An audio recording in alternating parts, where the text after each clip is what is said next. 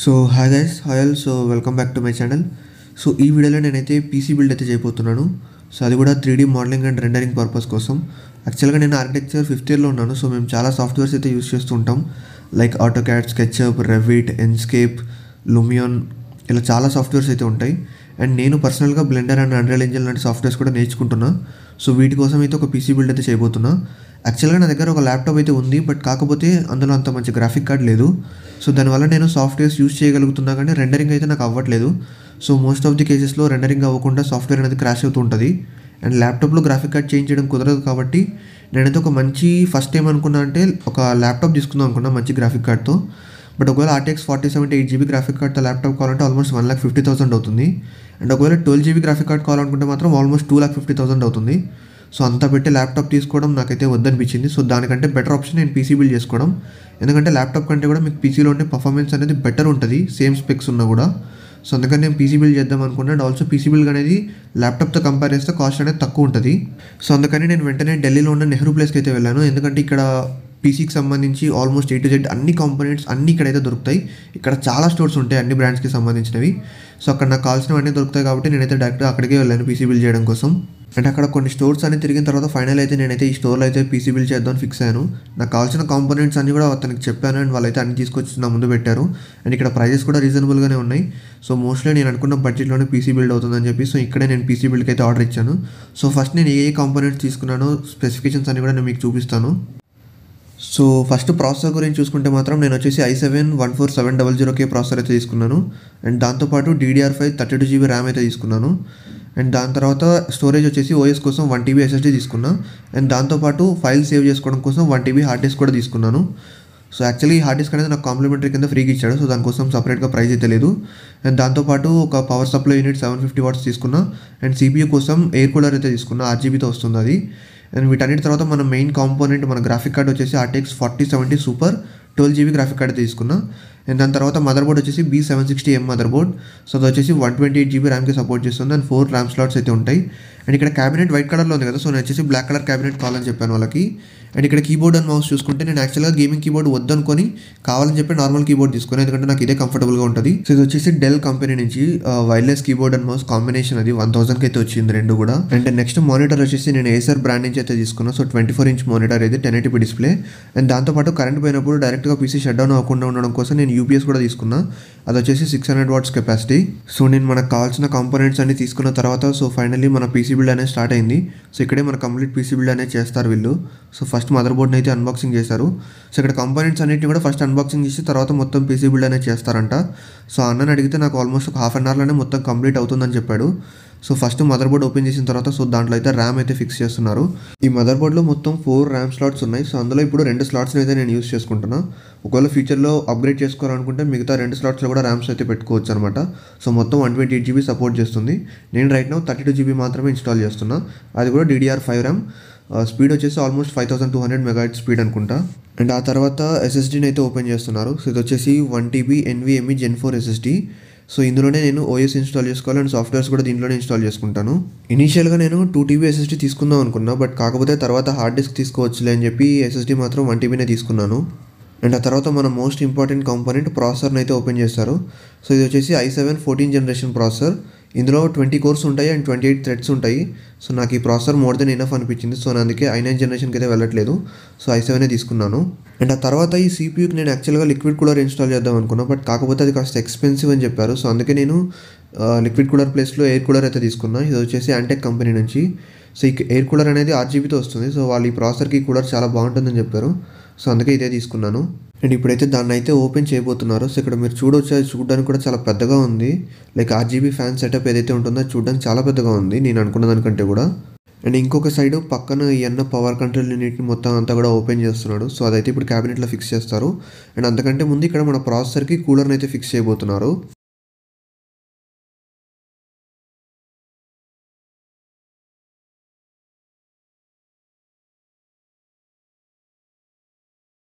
And మన cabinet వచ్చేసి ఇదే. సో నేనైతే బ్లాక్ కలర్ క్యాబినెట్ అయితే తీసుకున్నాను. సో ఇందులో ఏంటంటే మనకి RGB ఫ్యాన్స్ అనేటివి క్యాబినెట్తో పాటే వస్తున్నాయి, సపరేట్గా కొనాల్సిన పని అయితే లేదు.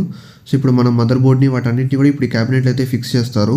అండ్ అంతకంటే ముందు ఫస్ట్ అయితే పవర్ కంట్రోల్ యూనిట్ని క్యాబినెట్లో అయితే ఫిక్స్ చేశారు. అండ్ అక్కడ చూడొచ్చు మీరు వైర్స్ కూడా చాలా ఉన్నాయి. అండ్ ఆ తర్వాత ఇప్పుడైతే మన మదర్ బోర్డ్ని అయితే తీసుకొచ్చి క్యాబినెట్లో అయితే ఫిక్స్ చేస్తున్నారు. అండ్ మదర్ బోర్డ్ని వాటన్నిటిని ఫిక్స్ చేసిన తర్వాత మన క్యాబినెట్ అయితే చూడడానికి ఈ విధంగా ఉంది. ఇందులో ఇంకా గ్రాఫిక్ కార్డ్ అయితే ఇన్స్టాల్ చేయాలి. అండ్ ఇప్పుడు మన గ్రాఫిక్ కార్డ్ని అయితే ఓపెన్ చేస్తున్నారు. సో ఇక్కడ మీరు చూడొచ్చు. సో గ్రాఫిక్ కార్డ్ ఇదే అనమాట, GeForce RTX 4070 సూపర్. సో ఇది ఏంటంటే 3 ఫ్యాన్స్తో వస్తుంది. యాక్చువల్గా ఇందులో 2 ఫ్యాన్స్తో వచ్చే వేరియంట్ కూడా ఉంది, బట్ కాకపోతే దానికంటే కూడా ఇదే బెటర్ అని చెప్పి నేను ఇదే తీసుకున్నా. అండ్ దానికి దీనికి ఓన్లీ 2000 మాత్రమే డిఫరెన్స్ ఉంటుంది, బట్ కాకపోతే ఎయిర్ ఫ్లో మాత్రం దీంట్లోనే బెటర్ ఉంటుంది కాబట్టి నేనైతే ఇదే తీసుకున్నాను. 2000 గురించి ఆలోచించలేదు. అండ్ ఫైనల్లీ మన గ్రాఫిక్ కార్డ్ని కూడా ఇప్పుడు మన సిస్టంలో మదర్ బోర్డ్కి అయితే కనెక్ట్ చేస్తున్నారు. సో అది కూడా అయిపోయింది. అండ్ ఆ తర్వాత ఇప్పుడు మొత్తం కాంపోనెంట్స్ అన్ని కూడా కరెక్ట్గా వర్క్ అవుతున్నా లేదా అని అన్న అయితే చెక్ చేస్తున్నాడు. అండ్ ఇక్కడ ప్రాబ్లం ఏంటి అంటే ఆ క్యాబినెట్తో వచ్చిన RGB ఫ్యాన్స్ ఏవైతే ఉన్నాయో అందులో 2 ఫ్యాన్స్కి తిరుగుతున్నాయి, బట్ RGB అయితే వెలగట్లేదు.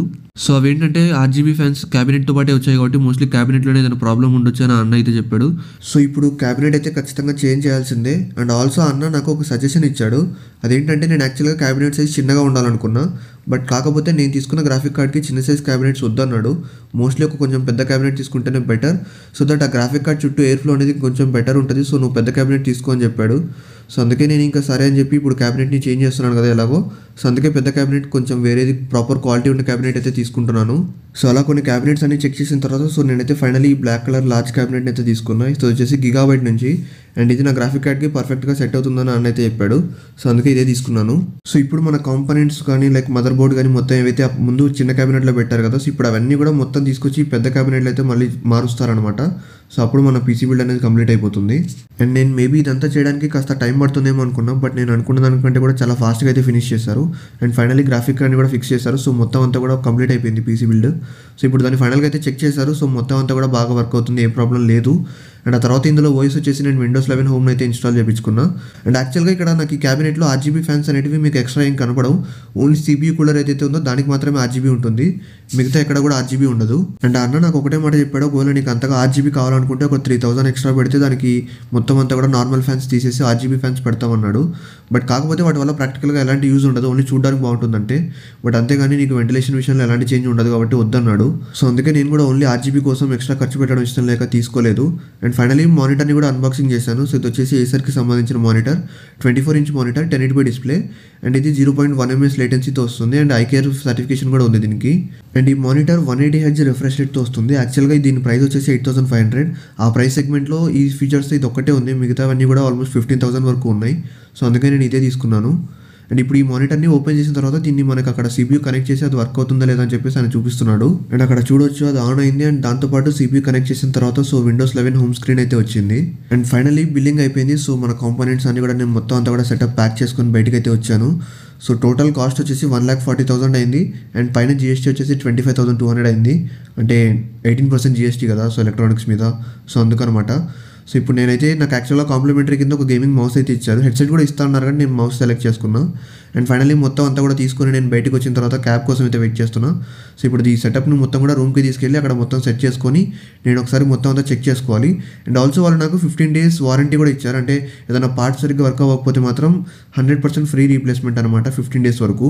అండ్ ఈ 15 days అనేది ఓన్లీ రీప్లేస్మెంట్ పాలసీ. యాక్చువల్గా ప్రతి కాంపోనెంట్కి కూడా ఇండివిజువల్గా 3-4 years వారంటీ ఉంది. అండ్ ఆల్సో వీళ్ళు నాకు సర్వీస్ వారంటీ కూడా 3 years వరకు అయితే ఇస్తున్నారు. అండ్ నేను రూమ్కి తీసుకొచ్చిన తర్వాత మొత్తం సెటప్ అంతా కూడా కనెక్ట్ చేసి చెక్ చేసుకున్నాను. బట్ కాకపోతే ఇక్కడ నాకు ఒక చిన్న ప్రాబ్లం వచ్చింది.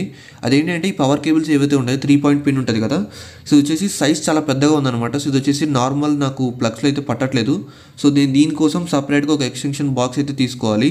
అండ్ నేను నెక్స్ట్ డే బయటకు అయితే వెళ్ళి ఎక్స్టెన్షన్ బాక్స్ని మళ్ళీ కొనుక్కొచ్చుకున్నాను. అండ్ ఆ తర్వాత ఫైనల్ సెటప్ని అయితే కంప్లీట్ చేశాను. సో ఇక్కడ మీరు చూడొచ్చు కింద నాకు UPS ఉంది. సో UPS నుంచి నేను ఎక్స్టెన్షన్ బాక్స్కి కనెక్షన్ ఇచ్చాను.